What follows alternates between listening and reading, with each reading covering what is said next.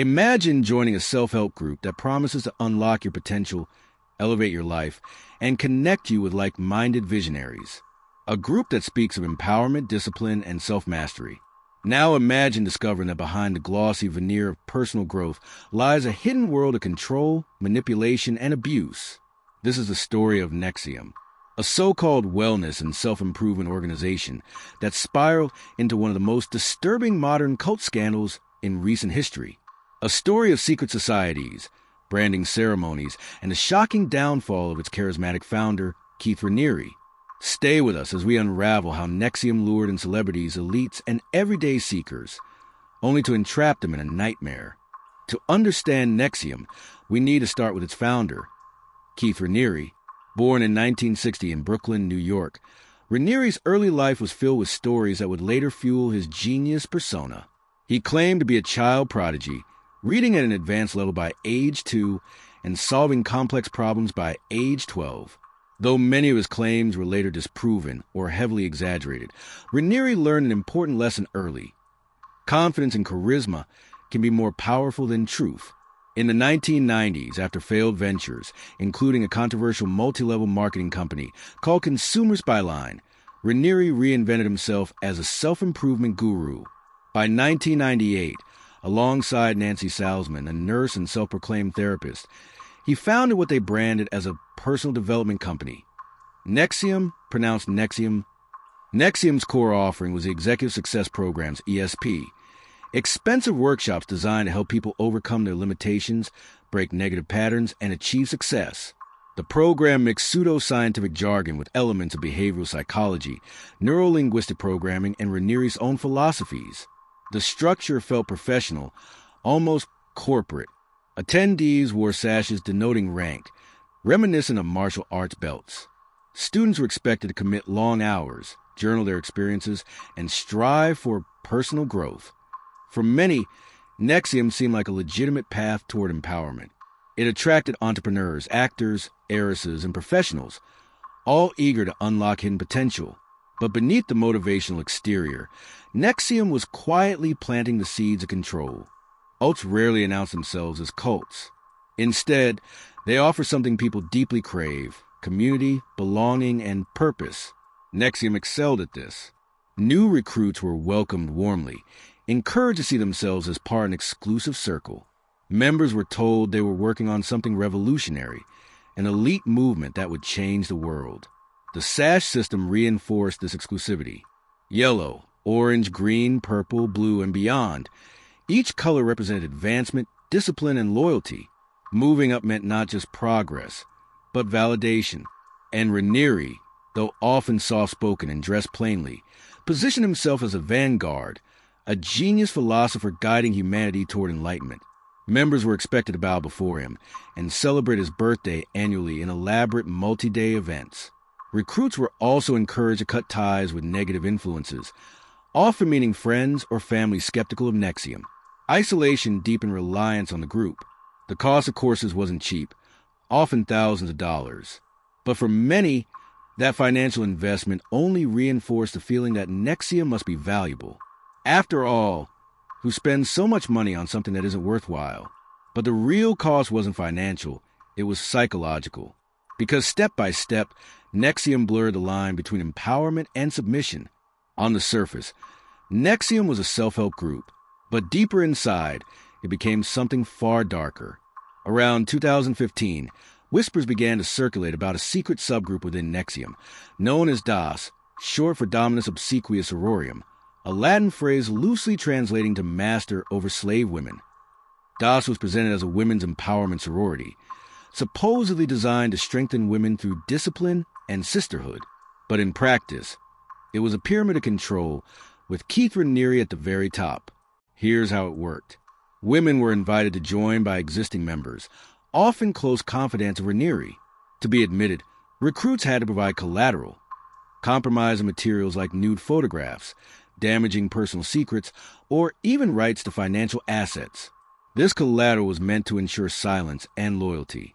Once inside, women became slaves to their masters, who were often other women in the group. They were expected to obey orders, recruit others, and remain unquestioningly loyal. The deeper horror? Women were pressured or outright forced into being branded with a cauterizing pen, the initials KR secretly embedded in the design.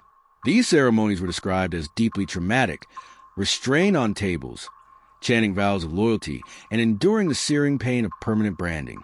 DOS members were also coerced into extreme diets, sleep deprivation, and even sexual relationships with Raniere, all under guise of growth and empowerment. Many women joined believing they were part of something radical and transformative. Instead, they were trapped in a system of abuse. For years, NXIVM operated quietly, growing in influence. Wealthy and connected individuals, such as the Bronfman sisters, heirs to the Seagram liquor fortune, poured millions into supporting Raniere's empire. NXIVM even drew in celebrities like actress Allison Mack, best known for a role on Smallville.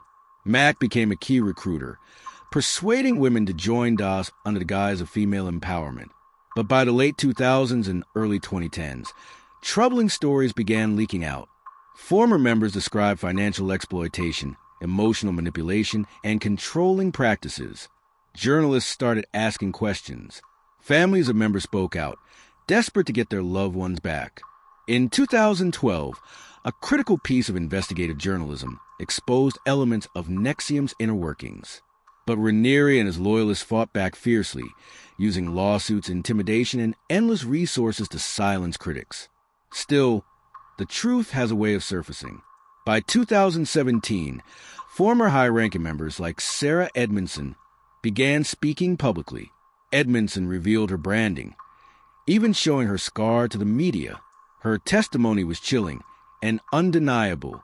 Public interest exploded. Major outlets investigated. Documentaries began production. What once seemed like whispers of conspiracy now stood in the glaring light of evidence. The walls around NXIVM were collapsing. In March 2018, after years of accusations, law enforcement finally took action. Keith Raniere was arrested in Mexico, where he had been hiding out with loyal followers. He was extradited to the United States and faced federal charges, including sex trafficking, forced labor conspiracy, racketeering, and wire fraud. The trial that followed was nothing short of explosive. Witnesses described branding ceremonies in vivid detail. They spoke of manipulation, starvation diets, psychological abuse, and sexual coercion. Former members testified about the fear they lived under, fear that their collateral would be released if they dared to leave. Allison Mack, once a celebrated actress, broke down in court, admitting her role in recruiting women for DOS. She later pled guilty to charges of racketeering and conspiracy. The Bronfman sisters, who had bankrolled much of NXIVM, were also implicated. Claire Bronfman was sentenced to prison for her involvement, but the focus remained squarely on Raniere. Prosecutors painted him as a manipulative predator who built a facade of self-help while secretly exploiting those who trusted him most. In June 2019, Raniere was convicted on all major counts. Later that year, he was sentenced to 120 years in prison, effectively ensuring he would never walk free again. For many survivors, justice had finally been served. The downfall of NXIVM left behind deep scars, emotional, physical, and societal. Many survivors continue to heal from their experiences, grappling with the shame, guilt, and trauma of what they endured. But their courage in speaking out also inspired broader conversations about cults, coercion, and the thin line between empowerment and exploitation. NXIVM wasn't the first cult to masquerade as a self-help group, and it won't be the last. Its story highlights the tactics many such organizations use. Charismatic leadership, positioning a central figure as the ultimate authority. Isolation, cutting members off from outside influences. Gradual escalation, starting with harmless-seeming practices before introducing more extreme demands. Collateral and control, ensuring silence through fear and dependency. Perhaps the most disturbing part is how ordinary, intelligent, and well-meaning people were drawn in.